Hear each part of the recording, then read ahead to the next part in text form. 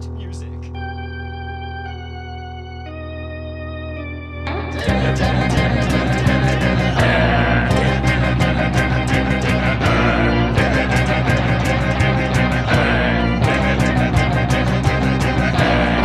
He's not a bat, he's a man who fights crime. And we're gonna watch him fight for a minute at a time. With John and Niall and a guest who doesn't rhyme. It's Bat Minute!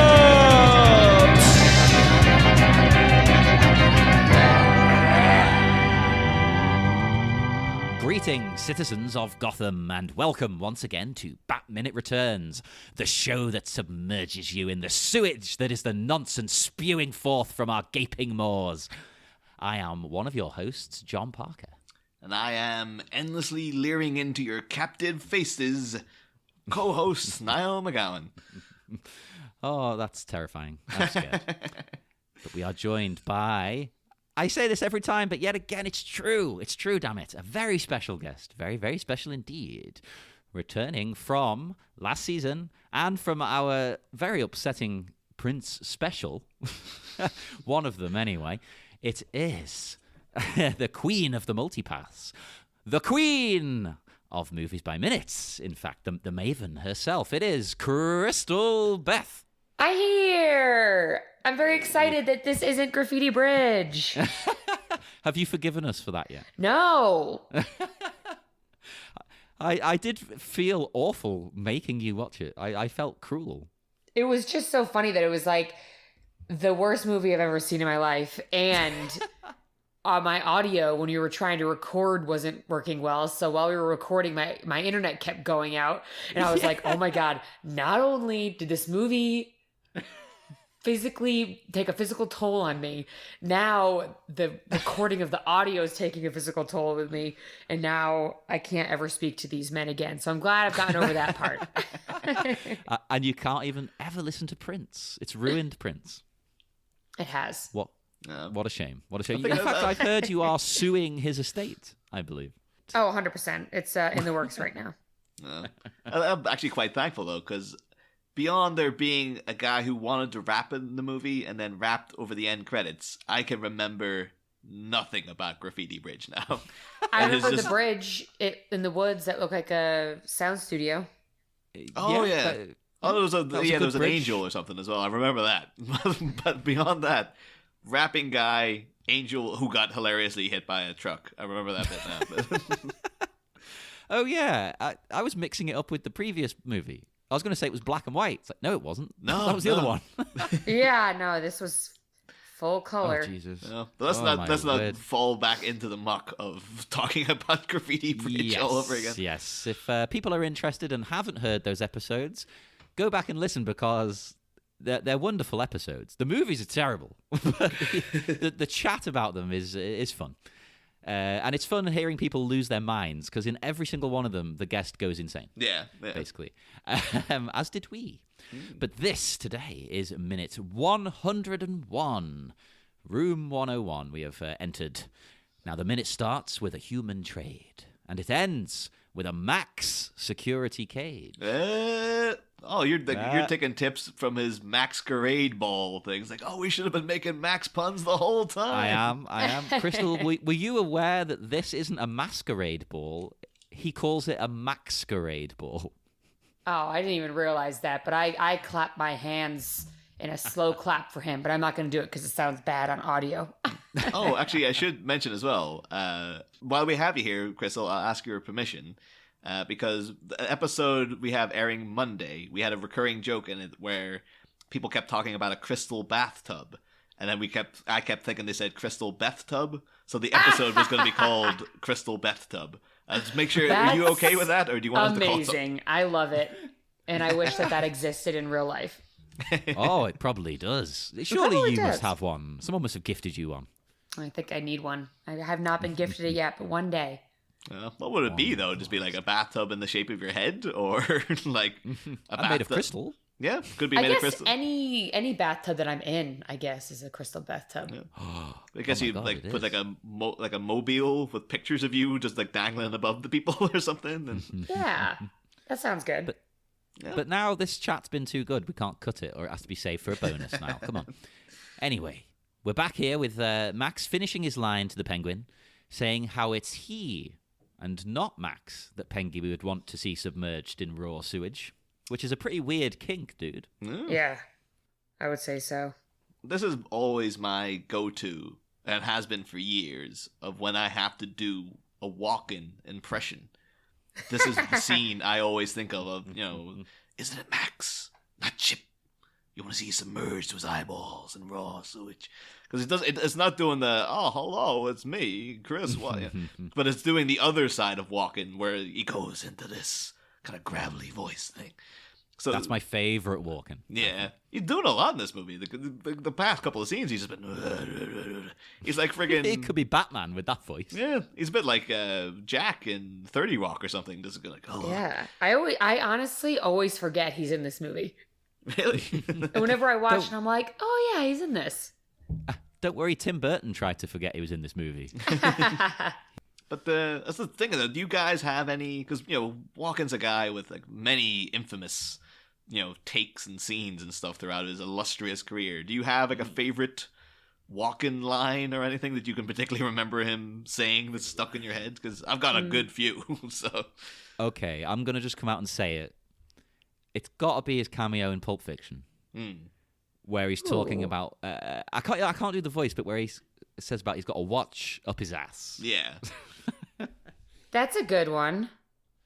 I always said, because there's a whole bunch of them where he just does random crazy things in the middle of scenes and stuff. But like the one I always remember, because it's mostly because the film itself is infamously atrocious, but was Geely with Oh my gosh.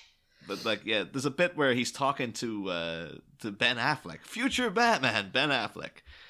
And I thought you were going to say future guest. I was like, what? Well, I mean, you never know. Future guest Ben Affleck. That's amazing. How did you get that?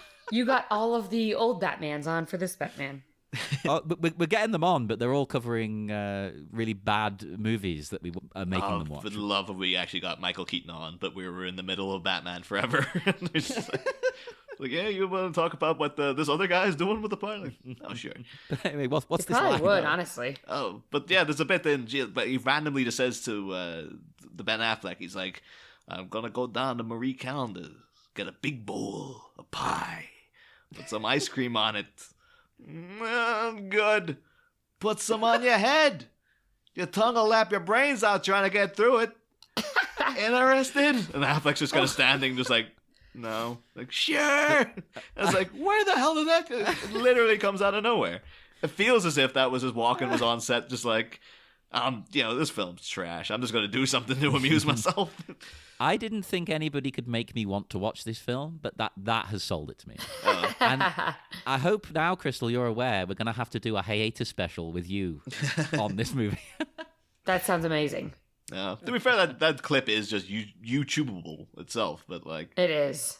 No, but anytime now, anytime I even see like I go out and it's snowing and I see ice, I always think of Walken in the Dead Zone, where like he's trying to warn that couple about like, oh, your son's gonna fall through the ice and die and stuff. And they're just like, get the hell out of here. And he just takes his cane and like smashes something, and it just goes like, the ice is gonna break. It's like, yeah, every time I see it, it's like, oh, there it is, just walking in that cool trench coat he had and that. Well, we've asked a few people if they think Christopher Walken is a handsome or a sexy guy. So what do you think? I maintain he is handsome. Handsome? Yeah. Yeah, I think he's a handsome guy. Yeah. So some people seem to think he's like weird looking and a freak. I think he's weirdly handsome. It's weird. I said handsome really loud, and my dog came running over to me. Oh. Because I call him handsome all the time. I think it's his second name. It's like, who's a handsome boy? Oh. What's his first name? Tycho. Oh, okay. Is that how many inadvertent pet guests we've had on the show? So I remember when we had Chrysanthemum on last year, like Anakin the cat showed up at one point as well. Oh yeah, and he was playing music.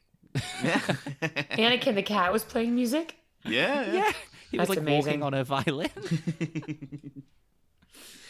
And we've had my cat Drusilla has appeared on many an episode. Yeah, I think Liz Whitaker's dog can be audibly heard barking in the background of one bit as well during her episode. But That's awesome. No, the more animals in everyday life, the better.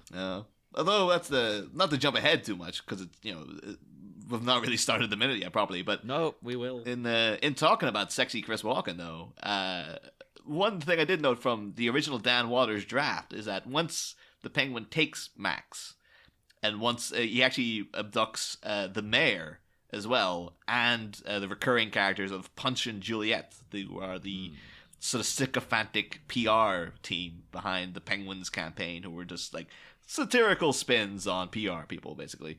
But it is noted that when they're in the cage, he's actually stripped them all down to their underwear. And so there was supposed to be standing sort of shivering and stuff while they're, in the cage and stuff. Oh my. I do wonder if that was the thing they planned with Walken, and he's like, no, that's not going to happen. Just like, all right, Chris, no problem. In fact, you're going to give me extra clothes. I'm going to have to still have my cape and stuff on. Like, all right, fine, yeah, no problem. That would have been interesting, Walken just in underwear. That could have been, like, that was why he keeps the gloves on as well. He was so stringently against taking off his clothes. He's like, I'm going to make a thing of having these damn gloves on. You're not getting one extra inch of Walken skin in this movie. I reckon this character, Max Schreck, when he gets naked, I think he keeps the gloves on.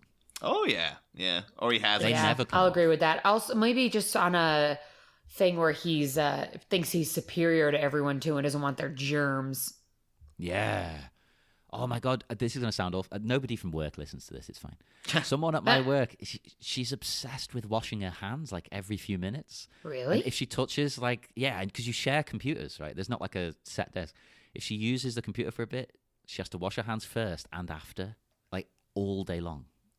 Gosh, that sounds exhausting. What? And then she showed me her hands the other day and was like, "Oh, my skin's really bad today. Do you think it's because I keep washing my hands?" I'm like, "Yes, 100%. Stop washing your hands. It's not good for you. Well, I always find it troubling. Maybe now it's just an age thing, but after I start getting like dry hands after washing them now, so then you have to okay, so I wash my hands, but now I've got to put like a moisturizer on them, so now they're just essentially dirty again because they're covered in moisturizer. It's like, what nightmarish cycle do you enter in your 30s where it's just like, oh crap, this is a thing I gotta worry about now. You're trapped. And speaking of trapped, these guests are trapped. Yeah, I'm just making a mental note to try wearing leather gloves all day, every day, like Max Schreck. Maybe this could be like a thing he's done. Like, I haven't got time to worry about my skin in my hands. Wear gloves. There you go. Now I've got more time to go back to business matters and stuff. The Penguin is getting down to business. That sounded a bit creepy. He feels a bit conflicted because he really wants to take Max instead. Yeah. But he smells a rat, I think. He thinks they're trying to trick me. Yep. And they're not, actually, weirdly. It's a rare occasion where Max is being quite selfless. He's genuinely throwing his son... pushing his son aside and throwing himself under the bus. Yeah, you see how much he really loves his son. Oh, like the only person besides himself. That's probably because he is a little bit like himself and talks like him. Oh, 100%. The fact he is, of course, doing an impression, and I love it so much. Do you think, have you got a walk-in impression up your sleeve? Oh, damn it. Nope. That's one where I've never practiced, I've never tried it, and it's something where I'm like, well, you know what, I've gone this long not doing it, I'm going to keep going this long. I've tried to do it, and it's impossible. Yeah. There's a comedy thing where, so the comedy festival John and I met at, there's a bunch of bit shows, which is just like short shows with little funny things with improv, and there's one called Christopher Walk-On. Because a walk-on is what you do when you just add something to a scene and then leave, and it's not really your scene. Yeah. So you walk on, you do a walk-in impression of something, and then you walk off again. So instead of Christopher Walken, it's Christopher Walken. I love it. And a couple of my friends have been like, "Oh, Crystal, do you want to do it?" I'm like, "Nope, no, thank you." It's tough because you either become a stupid cartoon of him, which it turns into it doesn't even sound like him anymore. Or it could just be anyone. Yep. You can't get the balance right. You're like, are you doing an Arnold Schwarzenegger impression? You're like, no, it's Christopher Walken. That's what mine sounds like. That's why I gave up trying to do it for this show. No, gotta save the Arnie impressions though for 2 years time. You're gonna have a buttload of Arnie, so. Oh yeah. Well, I love here as well. You see the penguin. Like Danny DeVito is acting the crap out of this through the makeup and the prosthetics. I have no idea how, but you can feel this conflict in him. Like, do I take him? Do I take the kid? What do I do? What do I do? It is kind of because there's other ways you could have done this scene where you could have made it a really tense thing, but it would have required us to care about Chip Shrek, unfortunately. But like, yeah, because it's almost played for kind of comedy here, where because the looks Max is giving him was kind of like, come on, you know, I'm right? Like it's very almost lighthearted. And then the music's kind of doing this, like a little almost comedic beats. And it's just the fact that the penguin is now like, oh yeah, guess you're right. I do kind of want to kill you too. Where they could have spun it another way, where it could have been like, get both of you get in here. Yep, well, actually, that's a good point. Why doesn't he just kill both of them as well? But that's maybe like, oh, that duck can't fit that many people. Plus, he's got all the penguins in there, so the penguins would have to get out. Yeah. Like, that's my favorite bit, just those penguins chilling in the back. Yeah, little bodyguards.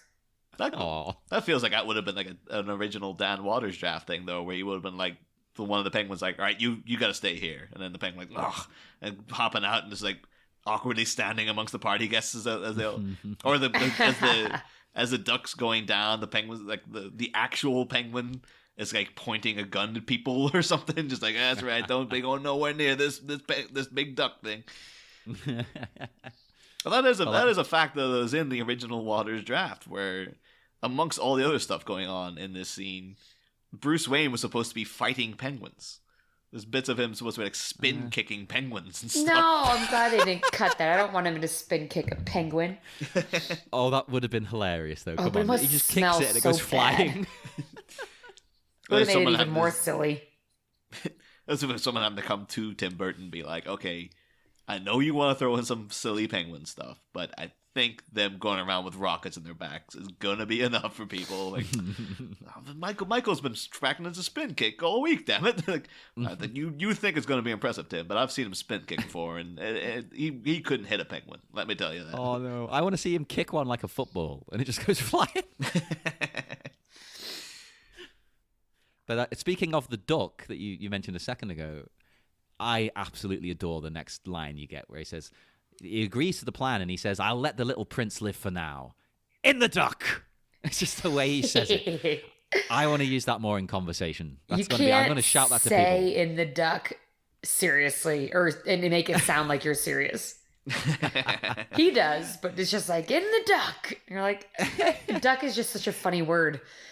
It is, isn't it? Like, when you read it, when you say it, it just looks funny, sounds funny.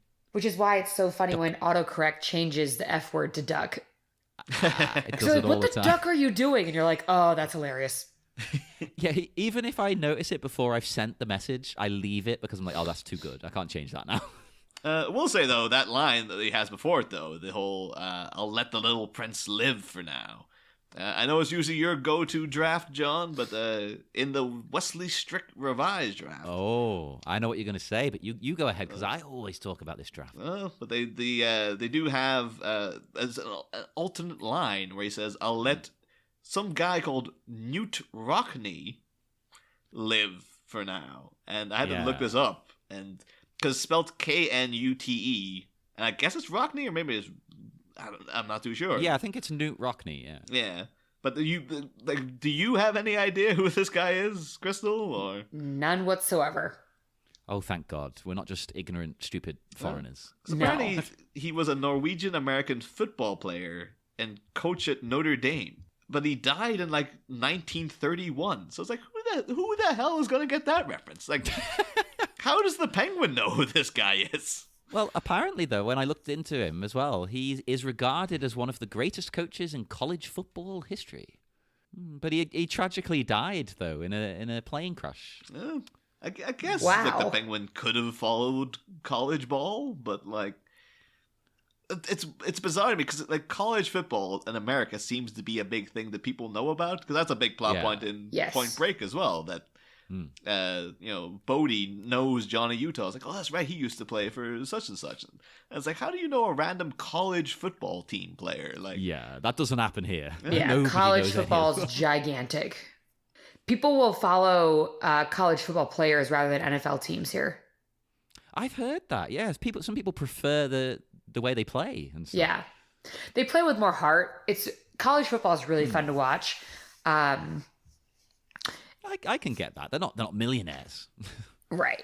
Yeah, they're also playing for their livelihood. This is how they're gonna not have to get a job when they get older. So yeah. and they're young and spry, and the matches are always everything's matched up better because it's not about how much money you have to be able to build your team. It's about getting the right talent together, which has a lot to do with the coaching staff finding them and stuff, which is I know what the NFL is as well, but college football is a big thing. Well, that's why I like. I'm gonna call it soccer for the benefit of you guys. I That's why knew what like- you meant when you said football about kicking a penguin like a football. I was like, he means soccer ball. I actually, when I was thinking of saying it, I chose the word carefully. I was like, well, this way it can be interpreted whichever way people want. It could be a Right. soccer It's ball, it two could be very American football. different visuals, though. So picture a soccer ball being kicked, and it just kind of like soars through the air, all round and ball-like. A football is shaped much more like a penguin, and when you kick it, it flobbles end over end, so you can physically see the penguin spinning end over end as it soars through the air, which is much funnier.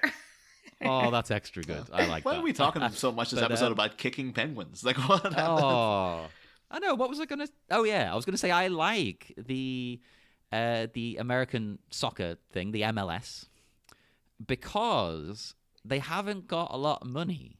No, like they don't. our football. There's not a lot of money in it, and it's about trying to find who can we get to play that's any good. Yes. It's interesting. See, it's more like our games are dull. Everybody just I'm gonna defend. Whereas when you watch the MLS, it's like anything can happen in a good way or a bad way. And that's usually because they'll have a couple of amazing players and a couple of pretty bad players. And they're mixed together on the same team. It's exciting. But So I'd recommend that to people. no, see, I know nothing about football, as it would be called here, or soccer ball, as apparently it's called in America. Soccer ball. Soccer ball. But yeah, so the KNUTE ROCKNE thing, presume again, just why they reached for that as a thing. It's like, that's going to be the reference he makes. But the Little Prince, I can almost, if you wanted to look at it differently, because you can just go, well, he is the prince to Max Shrek's estate. But if you wanted to look at it a little deeper, you could say that he's making a reference to the book The Little Prince, the infamous book by Antoine de Saint-Exupéry. Oh, yeah. Isn't there like a Netflix movie about it? Yeah, Or something? stars Marion Cotillard, of course. It would be Talia al Ghul in the Dark Knight Rises. Oh. Yeah, but it's just because that book is quite famous for a lot of reasons. Apparently, it's very, very difficult to adapt. That's one of the big things. If you ever actually watch My Dinner with Andre, lengthy talk about trying to adapt The Little Prince in that. But the book's essentially about a guy who gets in a plane crash by himself and is stranded out in the desert, and he meets a little boy who is the Little Prince, who is supposed to be an alien visiting from another world and stuff. And he tells him about his various adventures, and the two of them are kind of stranded out in the desert together. I just wonder if that would be much like, I can't understand how Oswald Cobblepot would know KNUTE ROCKNE, like a guy who died 60 years before this movie was made. But I can understand maybe Oswald Cobblepot reading The Little Prince though, and being like, that's me. I've been cast out. I'm stranded in this sewer or something like that. Like, I'm a prince from above, and now I'm stuck here with this, these red triangle jerks and stuff. So it could have been that he knows the Little Prince because he likes the book. Maybe he feels empathetic towards the book and stuff. But again, most likely it's just because, well, one, Chip Shrek is wearing a little crown, and he is the prince to Max Shrek's estate. So that's most likely the actual reason. But I'm trying to give this character more depth, all right? No, I think you might be onto something there. Yeah. That seems like something Tim Burton will be behind. Whereas I think the KNUTE ROCKNE thing might be just like maybe the people making this had no idea about sports. And we're like, I don't know, like that's some guy we've heard of. Yeah. Or it could just be the, actor is like, this is someone I've been thinking about the last couple weeks. I want to bring him up.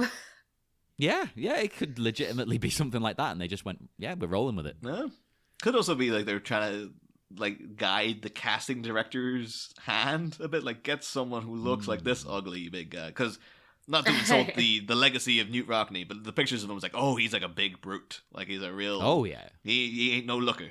But he's also huge, so I guess that's what they're like. Yeah, make sure you got a giant guy in here to play this part.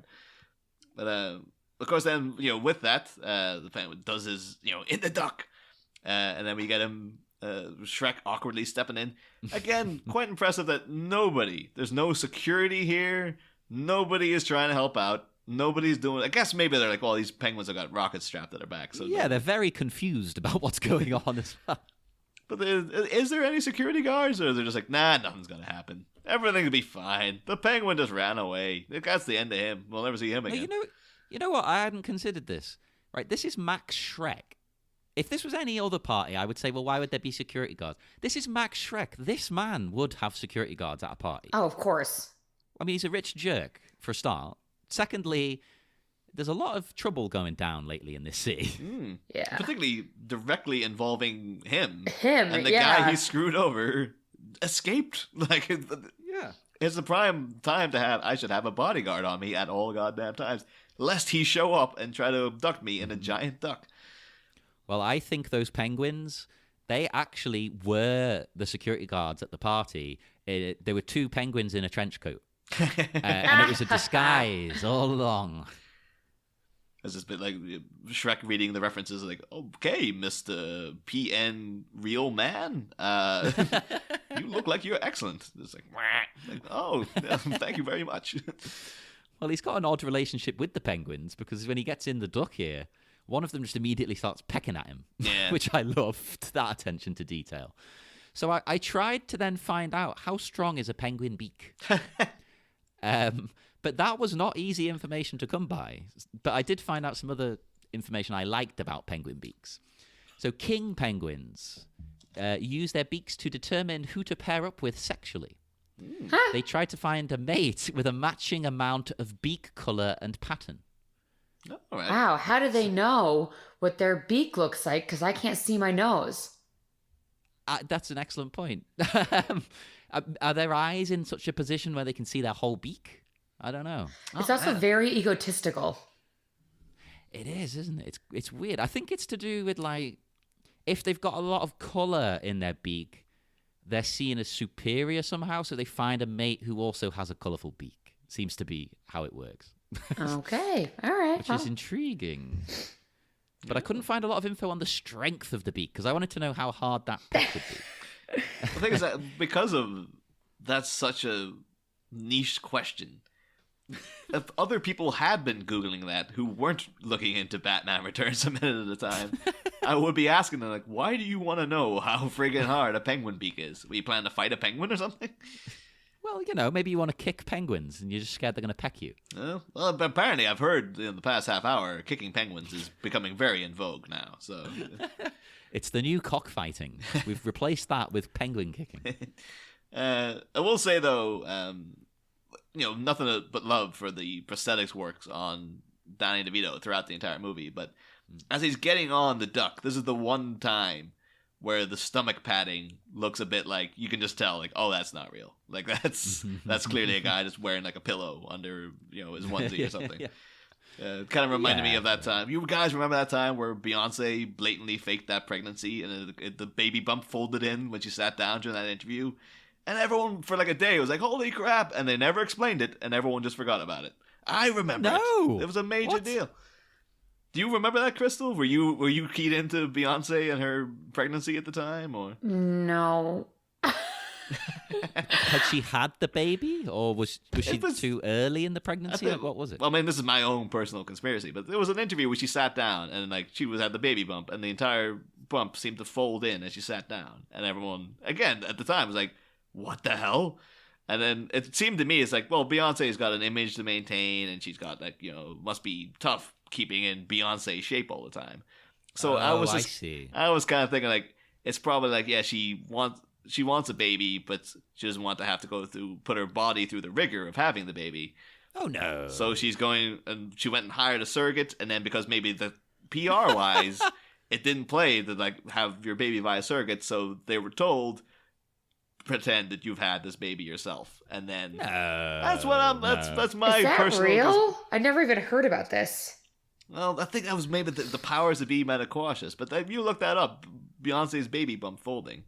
That definitely happened. I've seen that clip multiple times. Are you sure she just like hadn't had the baby already, but didn't want to announce it yet? Like maybe it was ill or something. Well, you put more trust in Beyonce than I do, John. I think it was all money and just like, hey, we need to get her back out touring and been Beyonce as soon as possible. No. And you can't do that if you never know after the pregnancy what state her body's going to be in. So just get someone else do the physical labor. She can, do the image, and then afterwards just go straight back into just being Beyonce again. No, we believe in you, B. Well, We love you. Actually, I say we love you. I'm not actually a fan. I prefer her sister's music. We believe you. I don't believe you, Beyonce. So everyone listen to her sister, whose name I can never remember if it's Solange or Solange. Solange. I type think that it's in. Solange. Is it Solange? She's very good. I like her. That's that old phrase that nothing rhymes with orange until Solange Knowles was born. But, I'm sure things do rhyme with orange. That's got to be a lie, right? I'm not going to go through the alphabet now. Orange. Let's go A to Z. Orange. Solange. Solange doesn't even really rhyme with it either. I was stretching to that one. No, it really doesn't. Yeah.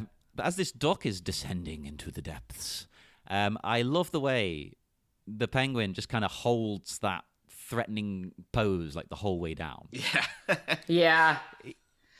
He's just menacing the entire journey. It just feels like it would be a bit awkward as well, because you think Shrek's just kind of probably sitting there like, why are you staring into my soul here, dude? Like, you've already abducted me. Again, I'm in the duck. You don't have to sit and leering into my face the whole time. He's Yes, he scared does. enough. What is the penguin, he but does. if not a leerer?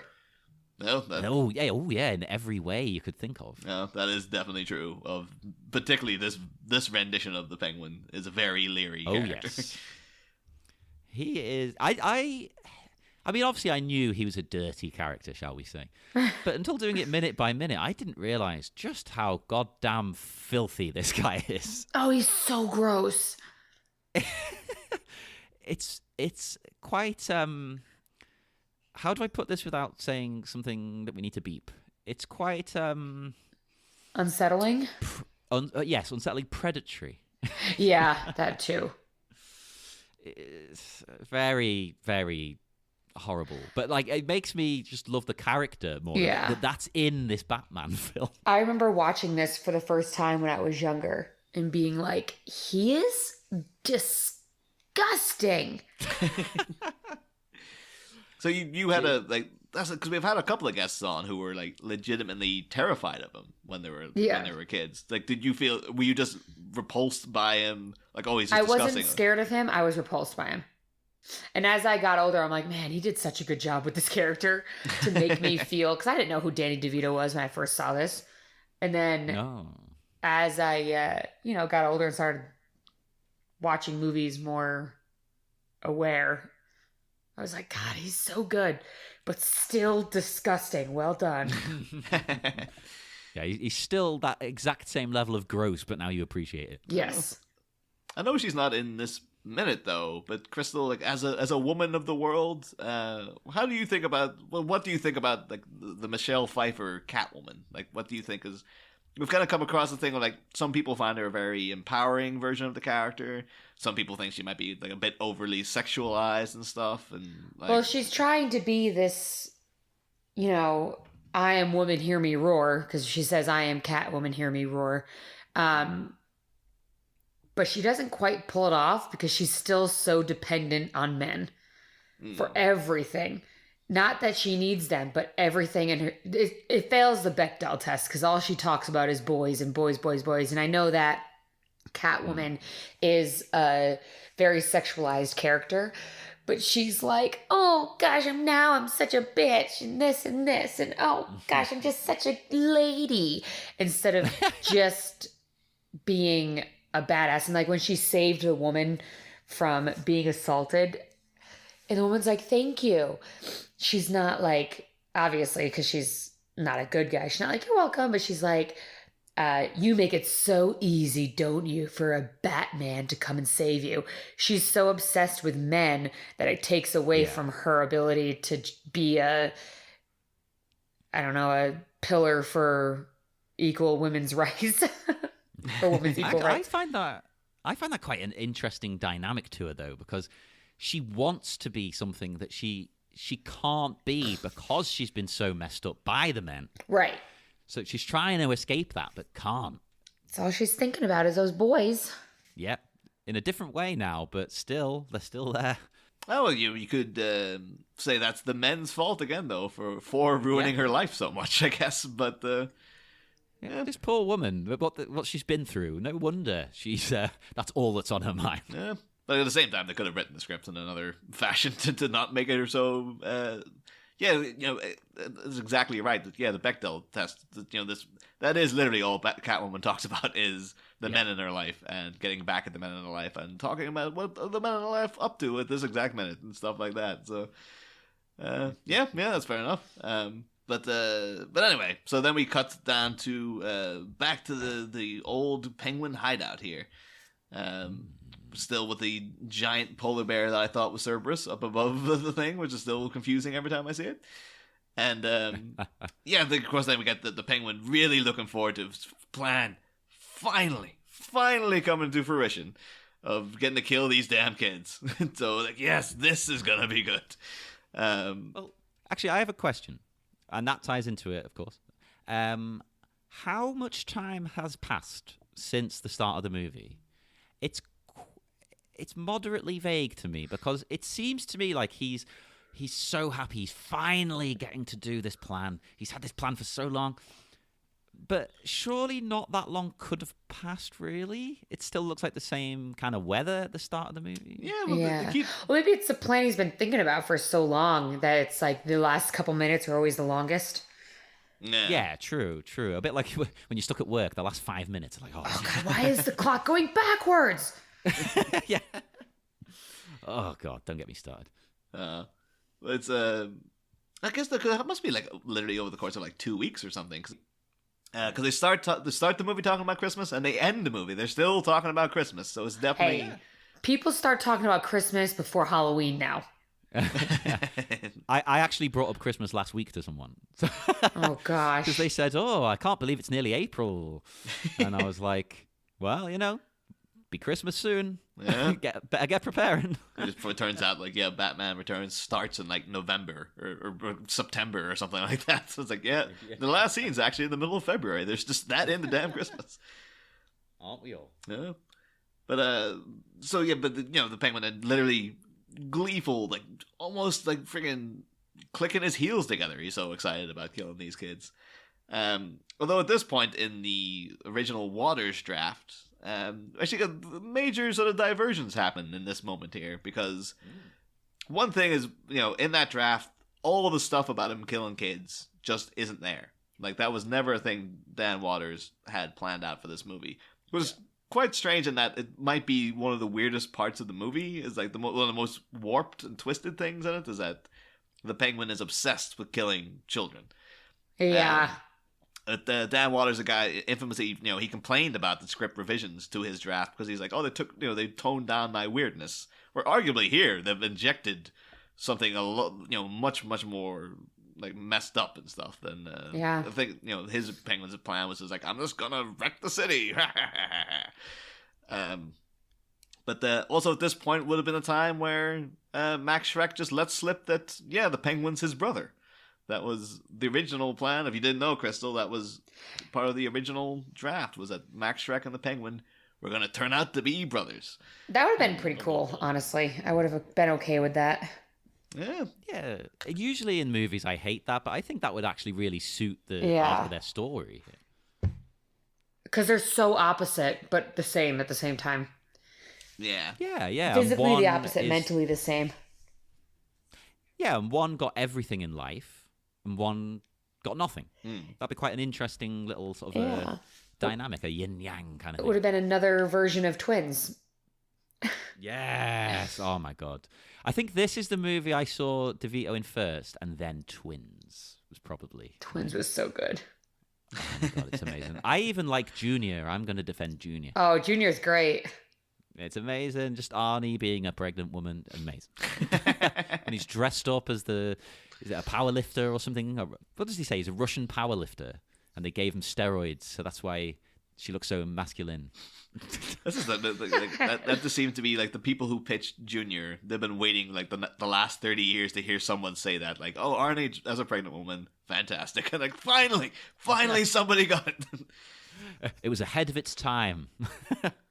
But the thing is, though, like the reveal in the script, though, that Max Shrek and the Penguin are brothers is done so nonchalantly. It's kind of like literally out of nowhere.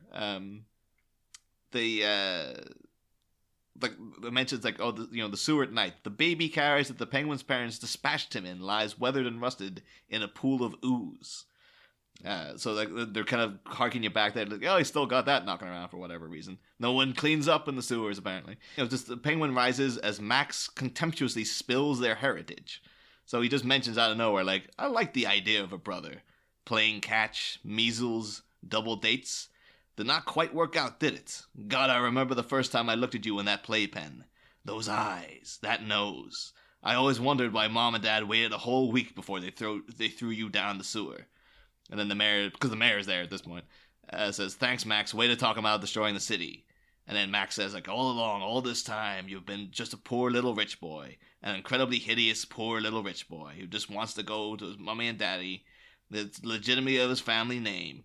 Didn't quite work out, did it? And then the Penguin just responds with, softly, it's cold in there.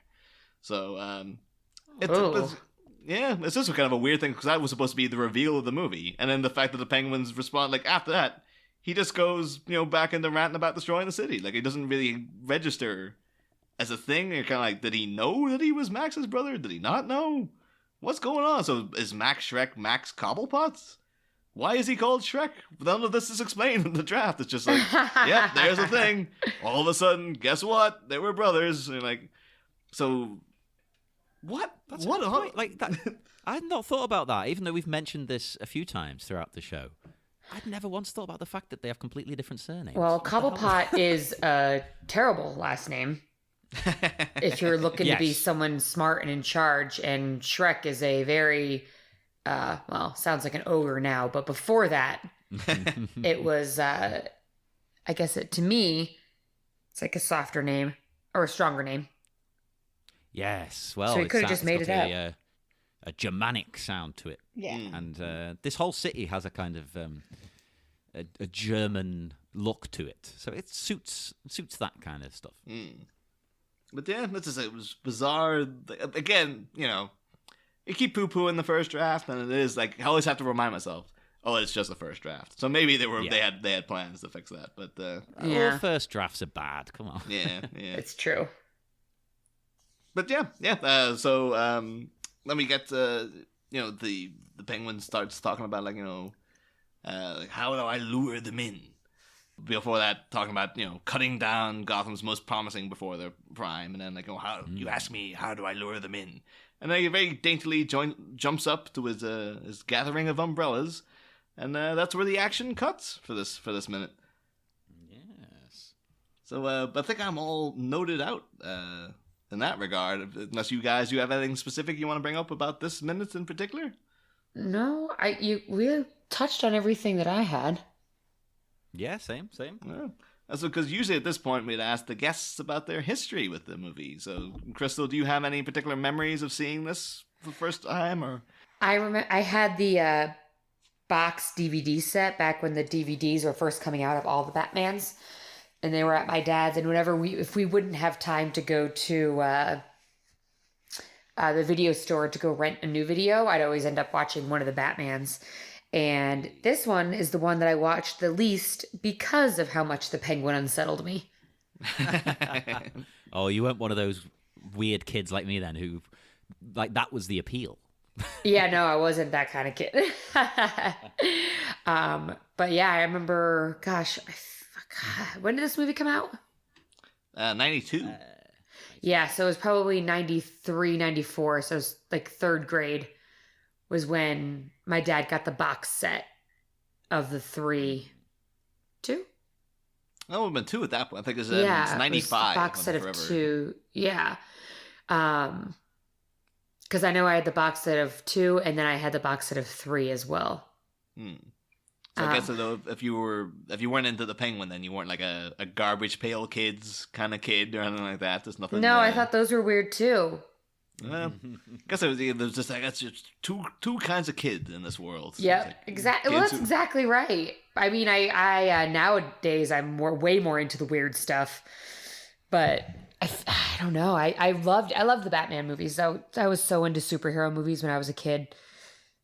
So I've always loved That's them. fun because I wasn't as such, but these ones really caught my attention. I think they appeal to like a broader audience than just superhero fans. Yeah, it's true.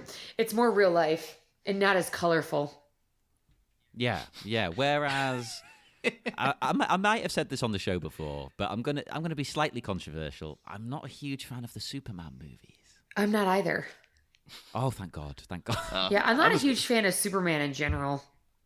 No, he's too good. He can do Yes. anything. But for now, we will head off into the dark night. So, Crystal, our fifth element, the supreme being, would you like to tell people where they can find you online? And, you have a wonderful gaming show at the moment. You could promote that or anything you want. Yes. Yeah, we have a gaming podcast called Keep Calm and Game On. It's on iTunes. And it's Keep Calm and Game On podcast.com, I think. Oh, gosh, John will kill me because I don't know that. GameOn.com. KeepCalmandGameOn.com. He just came running out of the bedroom. I said to him, I must promote. John, if you have any comments on Batman Returns, now's your time. You can come John, and do you talk have about anything it. to say about Batman Returns? I love Tommy Lee and Jim Carrey. Tommy Lee and Jim Carrey? Yeah, that's the wrong movie. Wrong It's one. not- Catwoman. That's the next This one. Catwoman. Danny DeVito was amazing. Danny DeVito is amazing, you said.